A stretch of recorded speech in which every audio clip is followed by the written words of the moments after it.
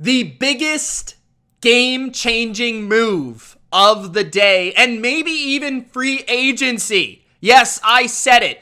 It was made by the Dallas Cowboys, trading a 5th-round pick for the Hall of Fame lockdown corner. His name is Stephon Gilmore. Gilmore is one of the best cornerbacks of this generation, and now he is a legit star with the Dallas Cowboys, playing corner on the perimeter on the opposite side of Trevon Diggs. Stephon Gilmore fits Dan Quinn's system a lot better than you might think. Last year, he played inside Gus Bradley's defense, which they both come from the same tree of Seattle, playing a lot of press bail coverage. Gus Bradley loves his press cover 3 system.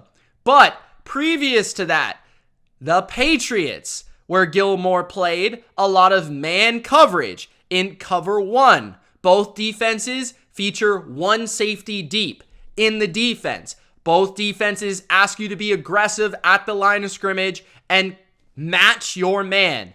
And now he's going to Dan Quinn's system, where it's basically a mesh between a lot of man cover 1 and cover 3 zone.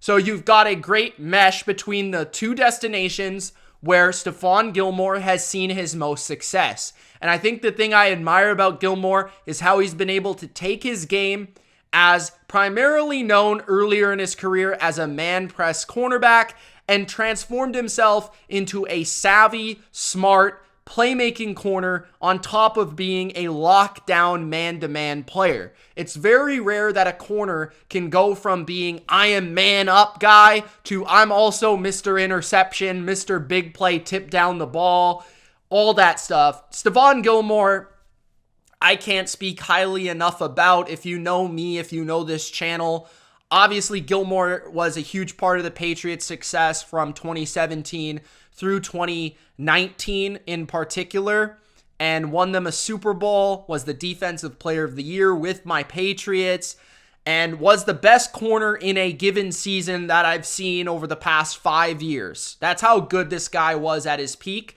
He's not quite that good anymore at about 31 years old, but if you turned on a Colts game, all you would have seen last year was Stephon Gilmore making big play after big play after big play in key crucial moments. There was a stretch of time where I swear that Stephon Gilmore won the Colts individually 3 games on the season with tipped passes, interceptions, game-changing and game-sealing plays that he has always had a knack for in the biggest moments. That is a Hall of Fame player. Do you make the big moment at the biggest time? And that's what Gilmore has done throughout his entire career.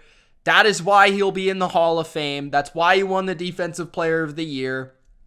And I think he's going to be a great addition to the Cowboys. He fits the system smoothly. He fits what the Dallas Cowboys need, which is a experienced veteran defensive playmaker who has been there, who has won games, who has been on great teams, who has championship experience, who can elevate and push the younger, talented players on this roster.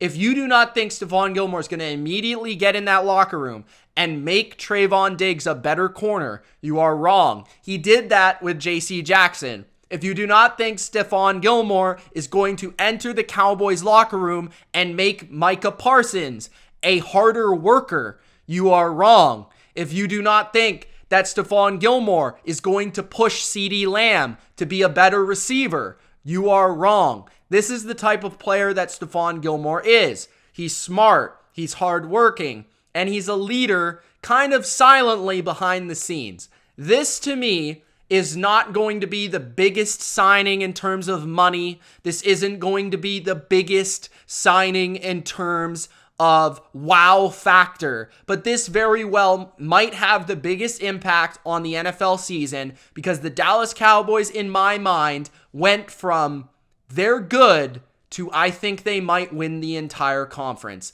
That's what I think of this move.